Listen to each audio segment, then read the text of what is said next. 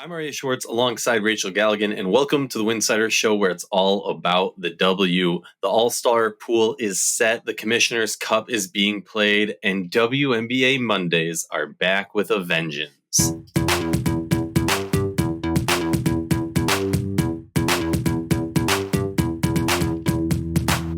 If you like our show, please consider joining our Patreon community. That's patreon.com/Winsidr. Patreon.com/Winsidr. For less than a cup of coffee a month, you can directly show support for the hard work we do covering the W. And don't forget to see our amazing staff's written content over at Winsidr.com. In preparation for the season, we have expanded our content on Patreon and on a variety of social media platforms. Make sure you are following Winsidr on TikTok, Instagram, Blue Sky, Twitter, and YouTube. And again, make sure to check us out on Patreon.com. Welcome back to the Winsidr Show. Very excited to be here with the great Rachel Galligan. Lots to discuss. You are back stateside, Rachel. We already discussed the Rising Star Invitational. Hopefully I got that right. There has been just like an insane amount, flurry, a flood, a bursted pipe or something of WNBA news that has just flown at our faces over the past week, specifically the past few days. A lot of cuts, a trade in Alyssa Smith to Las Vegas from Dallas for the 2027 first round pick of Las Vegas Aces. They in turn cut Tiffany Mitchell and Liz Kitley. What was the other one? News today, right before recording, came out that the Mystics are shopping Aaliyah Edwards, a top pick in last year's draft, and a player who made it to the finals of the one-on-one inaugural Unrivaled tournament, taking it to Fee. And then subsequently, quotes that came out from head coach Sydney Johnson, essentially saying that he's unaware of it and that he's not privy to that information. We'll touch on that in a moment. Yeah, I roll exactly. But then quotes coming from Aaliyah Edwards, who she's unaware of it and she hadn't seen the reports and she's just trying to stay focused. So a lot there, a lot there. We have the Commissioner's Cup is happening tonight. You will already know the results before this episode comes out, so we're not going to talk too much about that. We already spoke about it on our Bleacher Report live stream. You can check that out on bleacherreport.com under the WNBA tab, and make sure to remind them how much you love our show. But also, we did make predictions. You said Lynx by 13. What did you say? No, you said 15. I said 16. We'll stick with it. Yeah, why not? All right. Yeah, why not? And wait. Oh, okay. So I don't know if you remember, Rachel, last year in the Commissioner's Cup, Bridget Carlton went off, and so did Fee, obviously. And in my opinion, it was quite clear. I wish we could pull up those stats, but it was quite clear Bridget Carlton deserved MVP of the Commissioner's Cup. She did not get it, remember? And we will not forget. We will remember.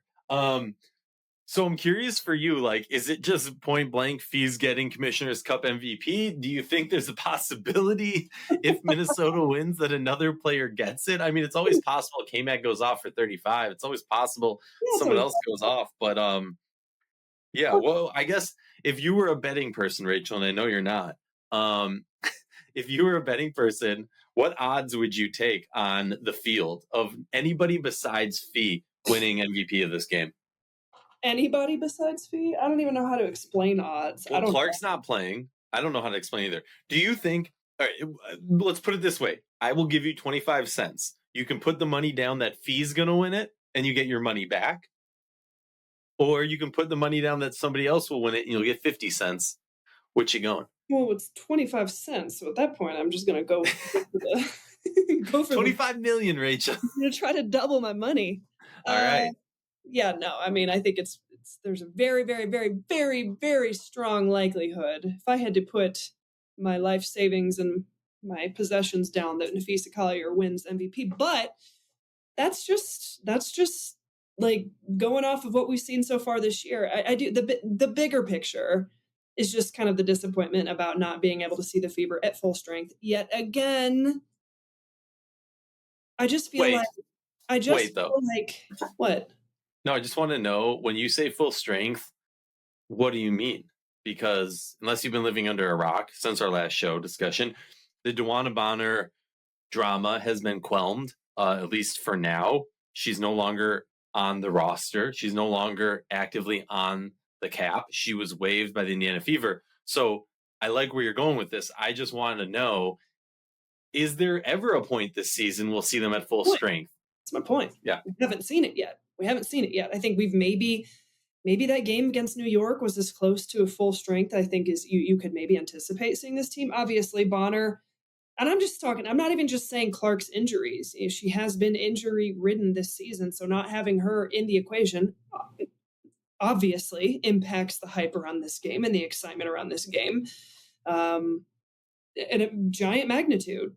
Doesn't mean I don't think that the Fever can be competitive without her. I definitely think they can, but it's just like whether you have the head coach out, you've got DeWanna Bonner who is out, and at first it was just like, oh, she's just out. She's missing a few games. And then it was like, oh, she's out. Like, oh, she's not coming back, obviously. Mm-hmm. Then you've had Clark out. She's back in. She's out. It's just been such a, I don't even know the right word to explain it. Just when you have so much hype around a franchise and the unrealistic hype and expectation that people had coming into this year, and then it's just typical basketball stuff and typical issues and adversities that a team is dealing with throughout the course of a season. No, we have not seen this team at full strength, and we will not see this team at full strength tonight because you don't have Caitlin Clark in the equation. So I mean, I don't know. Again, like, is it possible that the Fever, hit their stride and we see what this team can look like and they have consistency? That's the word. It's consistency. We've seen like very little consistency across the board with this team. But I mean, I fully expect and have, the Minnesota Lynx have proven time and time again that they're the number one team in this league right now. Do I think that they've played their best basketball? No. But they're still the top team in the league right now. And they're as case in point, look at them on the standings, and they're at home more than anything. And I just think Napheesa Collier's on a different level when she's on the court versus when she's off the court. This team are two completely different types of animals. And, she's the front runner for MVP right now. And there's a reason for that. So I just don't know when push comes to shove and the pieces that they have around it, the consistency, the confidence, everything that Minnesota's, the discipline that franchise is. I just, I see them walking away with it tonight. And like I said before, the betting odds would be that Napheesa Collier is the driving force behind that. Yeah.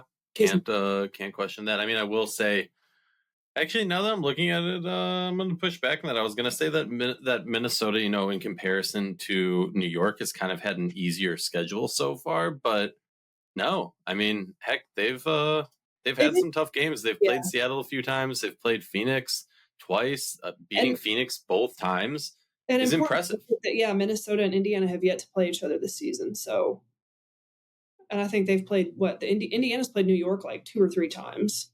I think they played twice. They lost that first game by 2, and then they won handedly in that next game. I mean, look, I don't think this is the episode we're going to dive into the whole top tiering of the league and kind of where we see it. We just got to talk about the talking points of this week. So let's move on, because we obviously, Commissioner's Cup, whatever, it doesn't count towards the standings, but hey, let's get some people paid tonight. Love it.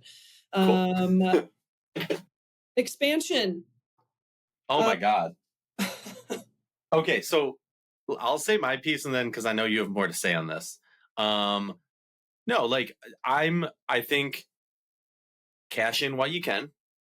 My biggest frustration, my biggest anger is that there has been a clear intent of picking NBA franchises that want to expand to the WNBA size. I could do a whole episode without anybody else talking, just 30 minutes of me ranting about why that is not good for the W historically and actively. And in the Bleacher Report show, you kind of brought it up, but who's part of the summit? The Nashville put a bid in. They don't have an NBA counterpart. Peyton Manning, I think, was part of it. Maybe some other play. Maybe Candace Parker's part of it. The team name. The thing that I really liked about their bid, Rachel, was that they came into it with a team name and a logo. They said, "Hey, we're the Summit. We're building off of women's basketball legacy, and we want to move forward with that." But yeah, in general, like a lot of actions, right? A lot of starting these franchises when I feel like, and I think you'll talk more about this, are like we haven't. I don't know, what do they always say? Like, make sure your house is good before you start trying to fix the outside or whatever it is. Like, there's leaks and holes in the foundation of the WNBA, but we're adding on a playroom. We're adding on a backyard pool and stuff. Granted, though, they've made just with these 3 new franchises, what, 750 million? It's a lot of money. A lot of money. Rachel, you're much wiser than I. What are your feelings on this vast and fast? I mean, look, it's incredibly exciting. We knew there was going to be an announcement. We knew there was going to be an announcement of some sort of expansion at some point relatively soon. I definitely didn't anticipate it was going to be three new at once is franchises. wild. So that definitely kind of took me back a little bit. I'm still kind of right now processing Toronto and Portland. Like, it feels like Toronto's progressing. They're making announcements. We have a logo, like we have a name, we have people in the front office. Portland is kind of the opposite. Don't really know what's going on there. We had news. What was it? I think a week ago, less than a week ago, God. about this is the president that was there for like 2 months has now like Barely. down. She's gone. I don't know. Portland feels very off kilter to me right now. They feel like they're behind the 8 ball for a team that's, should be progressing and getting ready for competition.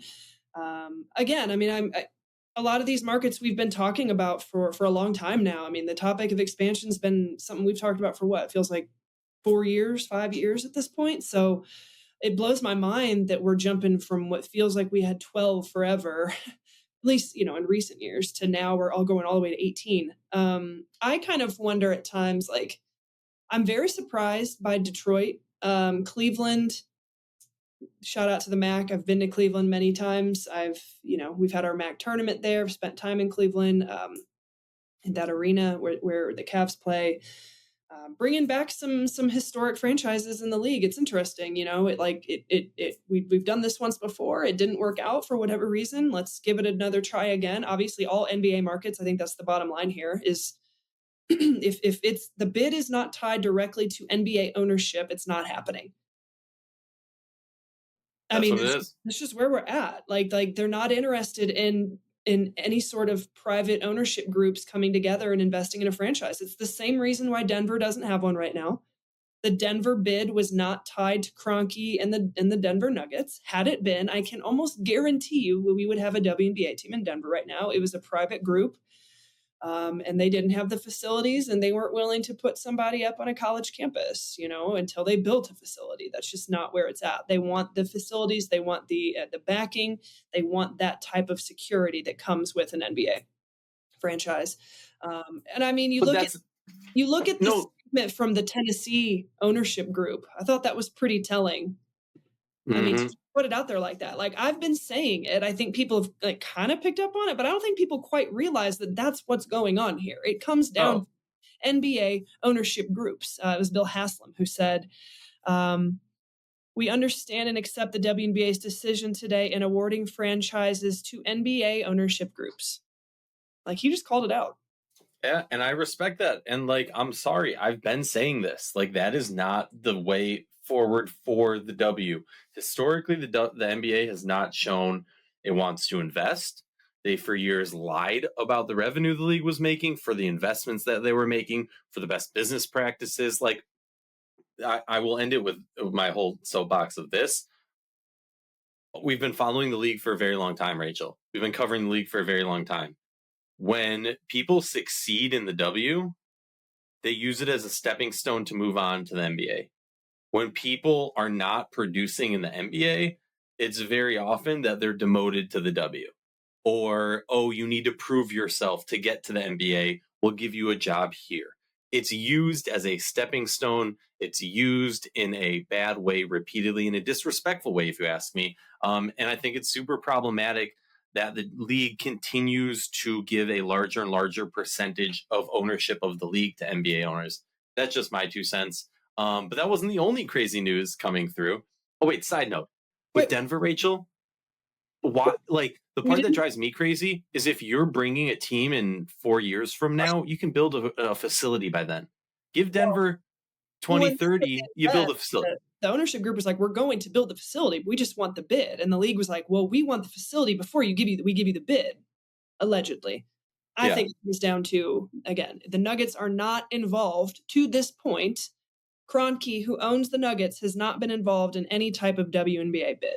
That is what that's what this comes down to. But yeah, Cleveland starting play in 2028, Detroit 2029, Philadelphia 2030. So We better get throwback jerseys yeah, from old ABA days, from we're the old getting to that WNBA days. point. Yeah, we're getting to that point. We already talked about Commissioner Cup. We talked about expansion. Let's talk about these trades. Melissa Smith going to the Las Vegas Aces.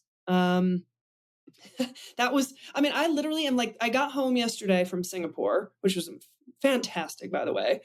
I'm laying in bed. It's like I got back at like 9:30 in the morning and I'm like delirious. I'm texting you. I'm like, I'm just going to like try to sleep and relax. And I just couldn't. My phone was just like popping off, popping off, popping off. And maybe it was for the best because it forced me to stay up all day and get back on American time.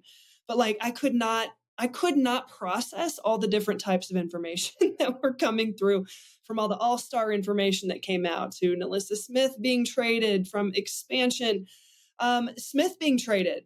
I mean, a win for Dallas. A win for Dallas. I think it's interesting. That was a huge acquisition for them in the offseason, in large part to, in theory, attract Ejene Carrington to come to the Dallas Wings. But we know that it's a little bit logjam there in the interior. I don't know. I think it's a win for Melissa Smith being able to go to Las Vegas and have a much greater role. Hasn't really been able to be established so far here in Dallas. And we know she's capable. She's shown it at flashes through her career, especially in Indiana. Vegas is needing, they need help. They need help. What currently is on the roster, or what they've been working with up until this point, is not going to cut it. They know it. They needed to make some moves. Melissa Smith can help them. It is a little short-sighted. She is going to be a restricted free agent next year. That means, obviously some negotiating rights there with Vegas, but I mean, everyone's going to be on the move next year. And to give up a 2027 first-round pick, there was a lot of backlash. I was able, I always love reading the comments after a trade goes down. I mean, ultimately, it's a win for both for different reasons. I think it's more of a win for Dallas, just on what they currently have and what the future means, that they're willing to invest in the long-term rebuild. And again, I feel like we've been talking about Dallas rebuilding for a decade now. We've talked about Dallas with first-round picks for a decade now. It's weird that we're still talking about them like in the lottery, but that's a whole other episode. We can talk about that. But nonetheless, a first-round pick in 2027 is a pretty big deal. And I think, they walked away happy with that. What are your thoughts about Vegas with, though, that this just seems, it definitely screams a little bit of desperation in terms of, like we've got to try to piece something together to make this work for the rest of the season. Oh, it's extremely desperate. I mean, like, let's be real. Melissa Smith in her 18 games so far this season is down in everything. Like 18 games? I think so. I mean, that's what it says. So the league says so far. She started 15 of 18 for Dallas. Yeah. Wow. Look, in every way, shape, or form, her numbers are down. Her minutes are down, yes, but her points are cut in half. Her rebounds are trimmed. Her assists are steals. She's slightly better in blocks, slightly less turnovers. Field goal percentage is down. We know she's capable. She just needs a larger role. She needs a larger role. She wasn't getting that in Dallas. Dallas is not going to the playoffs, at least as it stands now. Vegas has that opportunity. This is a win-win-win in terms of what's best for Melissa Smith in her career, to get a real opportunity with a franchise that is desperate to find somebody to pair next to A'ja Wilson, to be mentored and modeled from greatness like Becky, like A'ja, like Jackie. There's a lot of positivity for Melissa in this. And honestly, like, where would you rather be right now? Would you rather be on this Dallas team that's really just trying to like play the season through and like figure out who's going to be on the roster next year? Or do you want an opportunity to prove yourself and then they can match any offer and keep you? So I think it's truly a win-win-win. The only non-win is, like we said, you're giving up a first-round pick for Melissa Smith right Yeah. now. At this point, you could have probably gotten away with something lesser. Well, and let's talk about Vegas in the draft. Like, I mean, outside of Jackie Young and Asia Wilson, I mean, whew, it's been a rough few years. They don't have a first round pick now until 2028 as it currently stands. The last time they had a first round pick, 2022, that's when they selected Maya Hollingshed out of Colorado and Kirsten Bell, who still remains on the roster. Very limited role, understatement. Interesting though. Yeah, like it's just but do they have to rely on the draft? It's the Las Vegas Aces. You've got Mark Davis. The city's paying everybody $100,000 extra because no one can stop them. Like Las Vegas is still, in my mind, I would think, got to be the premier destination in the league, and one of them, at least the top three. Yes. Do you disagree with that, or is that starting to shift? Because my point is, everyone's getting ready to go through free agency, and everything's getting blown up a year from now. Like Vegas is just sitting here saying, we're just going to bet on free agency. We don't need draft picks, and we've already proven we suck at the draft. Well, they've proven they suck at the draft since Dan and Bill left. So here's the thing. First of all, like, it's not all rainbows and sunshine. You have the lawsuit and the issue with Hamby. That's not the only case. You have some other situations with former players talking about issues there. So fine. Like, this is not like, oh, Vegas is perfection. Now let's just talk about the basketball aspect of it. Vegas doesn't have a GM, right? Vegas's GM up until this point over the past few years, in my opinion, has failed to produce a roster to take advantage of the greatness of Asia Wilson and the other stars that were locked into this roster. The only thing Natalie Williams was able to do was to get star players that were going to take team-friendly contracts to take team-friendly contracts. Okay, so like, the biggest concern I have is, one, as things continue, you start to question Becky more and more and more. She found success off of a roster that somebody else built and put together and just couldn't get over that hump, right? It's as if, Steph White was able to get that victory in Connecticut. Look at how much hype Steph White had going to Indiana after never winning anything. Just imagine if she did win it. But now that come down is happening. My biggest concern is, you can have the city paying people, a quarter of your or half of your WNBA contract as a bonus. You can have the facilities and all these perks and everything. That doesn't equate a championship. That might equate getting a good roster. That might equate having a talented roster.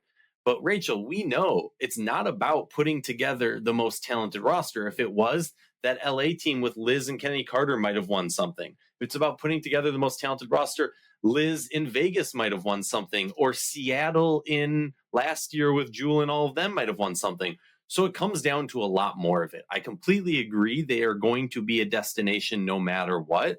But the question is more so, can the person that is trying to bring the chess pieces together put together a actual roster that's built to win and built to be successful? That's my take on them. What other?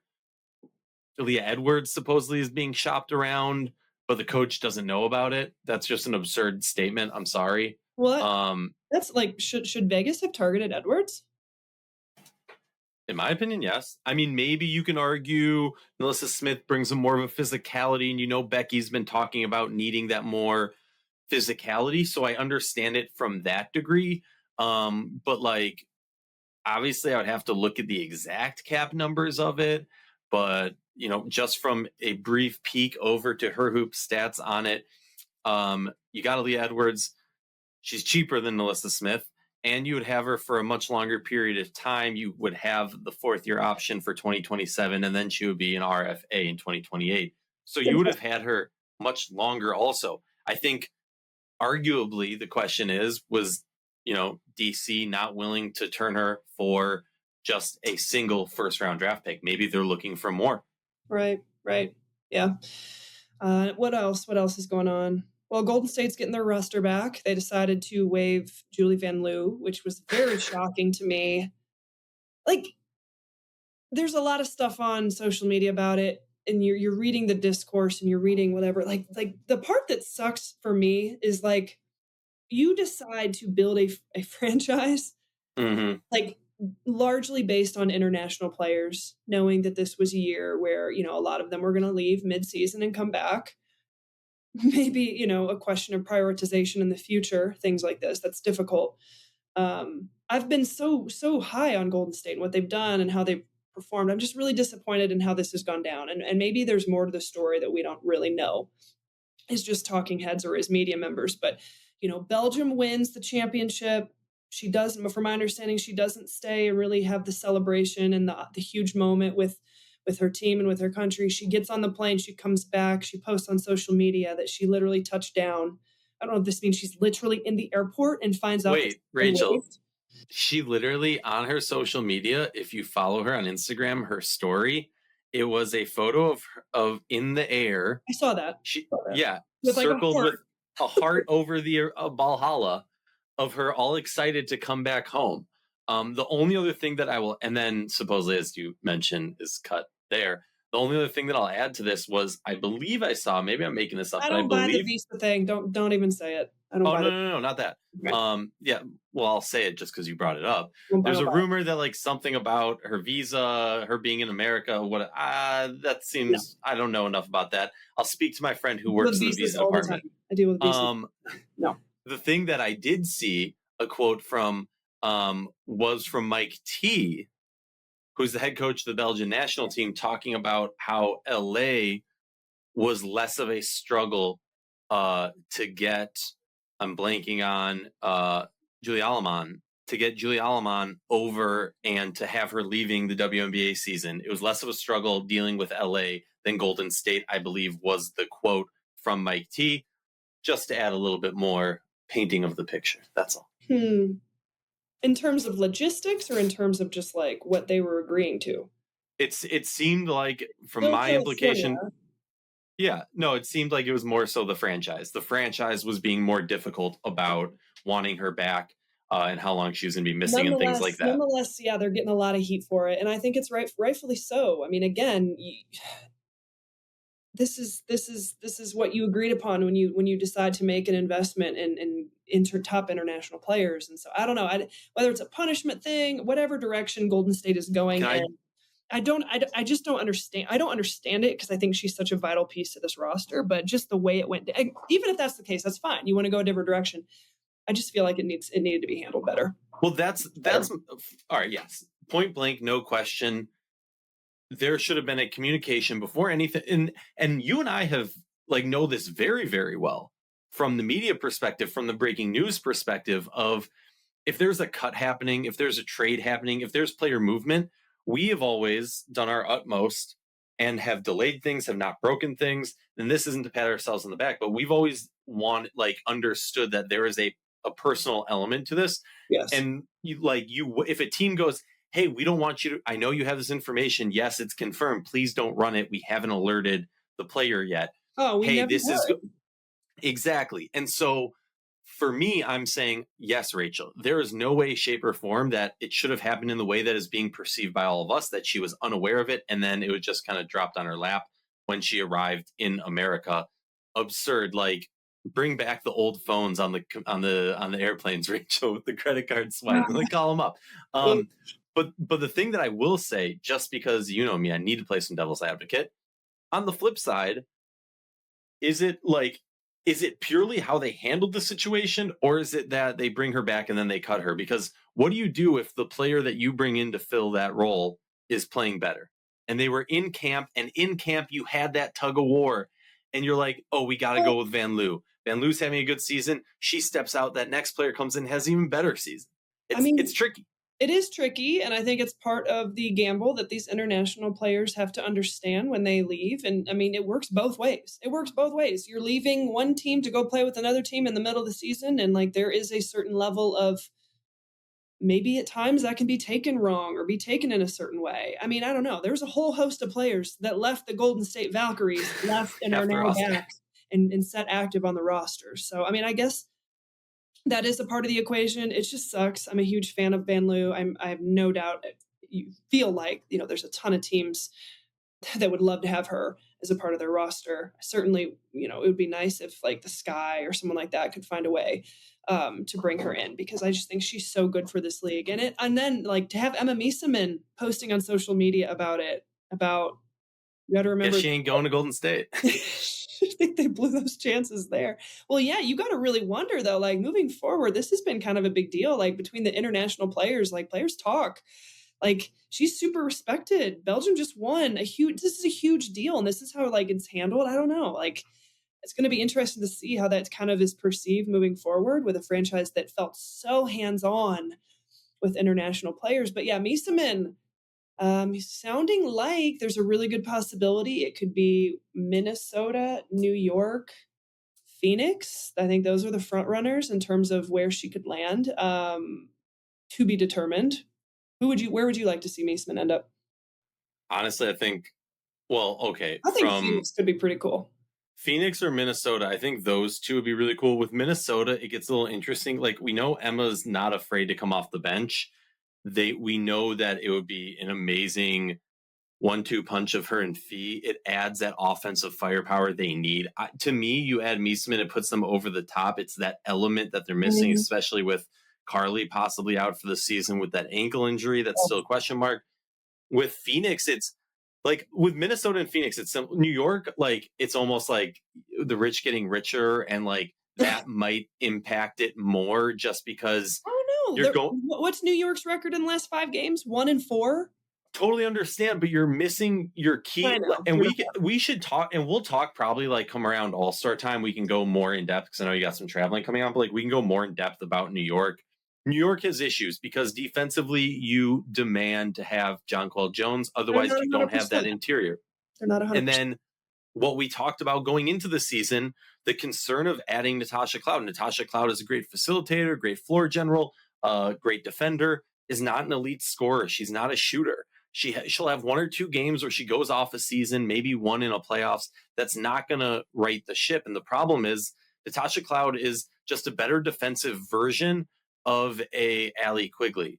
Courtney Vandersloot, in the sense of what they got from New York, in the sense of like she's not bringing that offensive tenacity, firepower that you get from Leone Fibic. Without Fibic, without JJ, their defense is now much weaker, and then their offense is much weaker. And what happens when both sides of the ball are much weaker? You lose some games. What is JJ's timeline? I think it was 4 to 6 weeks. It's been like a week or two. To me, it comes down to like, okay, you add. So what's your lineup, right? You're going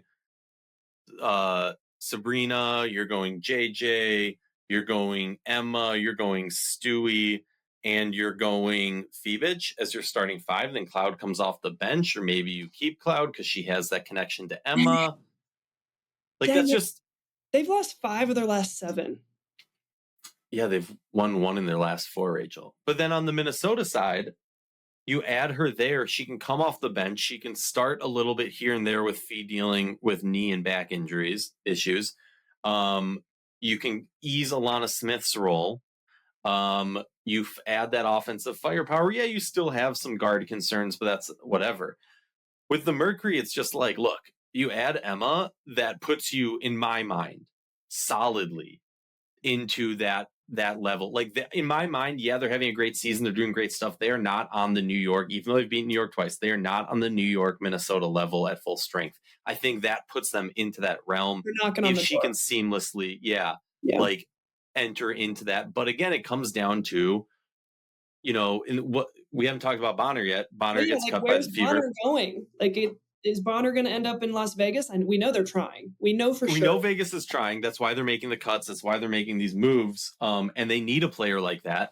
But here, the thing is, like, at the end of the day, Emma's the one that you want. If you can't get Emma, then you go for Bonner. If you're Phoenix or Vegas, right? Like, that's a fallback for both of them, because we know at this stage of their career, Emma is the better player to have. Yeah, is it one of these things where the dominoes have to fall first before we see where the other domino goes? I don't know. Yeah, we're back to free agency, Rachel. A great way. In the start of July. It's great. Yeah. Cool. Oh, yeah. Great way to end the episode, unless you have any final thoughts. No final thoughts. I'm excited to watch the Commissioner's Cup tonight. I'm headed back out of town. Just got back from Singapore. I'm headed out of town to under 18A competition in La Palma, followed up by under 18B competition in Lithuania. So I don't know. We may or may not try to record next week, but you know how it is this time of year. And after that, I'll be back mid-July and locked in. So if we don't have one next week with me on it, you can fill the time with something else. Cool. I want to remind everyone, check out in our show notes, we have our affiliate link. You'll notice Rachel is rocking a really cool shirt from Homage. It's in the show notes. They got cool stuff for throwback teams. Heck, they've had the Portland Fire shirt for a while. Maybe it won't be a throwback in like a week. And then you can check out this dope thing in the affiliate. If you guys haven't seen my Colorado Explosion shirt since we talk about throwbacks, check that one out because it's pretty cool. I'll send you. Yeah, but they don't. I guess you get paid for it. They don't pay me for it. No, I'm just trying to give people some gear. But all right, cool. Stuff, they haven't come out with any Colorado stuff. And you know what? We're depressed right now because we're not getting a team. So we'll talk to them. We'll see what we can do. And hopefully be expanding our partnerships with Homage and Breaking Tea over the very near future. Excited to discuss more about that on the next episode, hopefully. But until then, we'll chat next time. Peace.